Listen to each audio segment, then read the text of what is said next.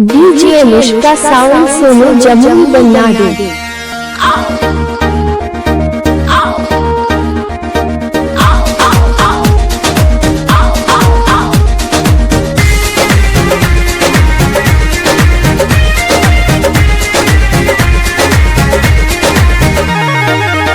जब मैं आई सुहाग वाली रात रे, उसने चुम्मा से किया शुरुआत रे। जब मैं आई सुहाग वाली रात रे, उसने चुम्मा से किया शुरुआत। पहले घूंघटा उठाया फिर बेड पे सुलाया, पहले घूंघटा उठाया फिर बेड पे सुलाया और कमर में दर्द दिया।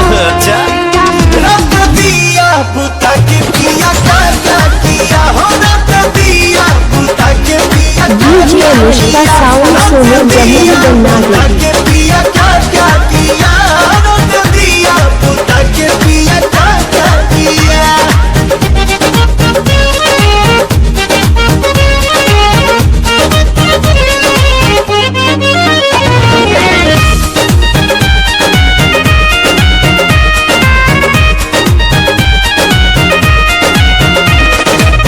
डाका डाल दिया पहली मुलाकात में। कैसा कैसा फील हुआ आधी आधी रात में, कैसा कैसा फील हुआ आधी आधी रात में। डाका डाल दिया पहली मुलाकात में। कैसा कैसा फील हुआ आधी आधी रात उसने में। उंगली दबाई मैं बहुत छटपटाई, उसने उंगली दबाई मैं बहुत छटपटाई। मुझे रात में न सोने दिया।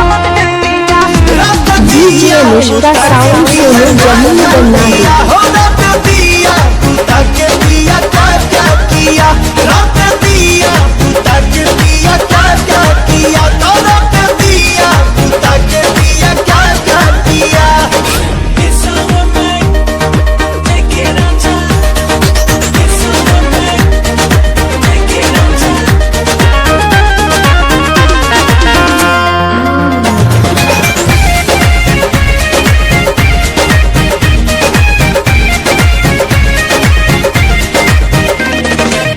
रात झकझोरी में तोड़ दिया चूड़ी।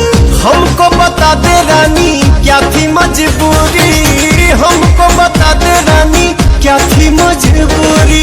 रात झकझोरी में तोड़ दिया चूड़ी।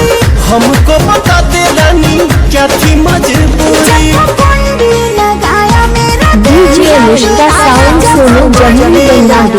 मेरा दिल घबराया, पापा ने मजा ले लिया।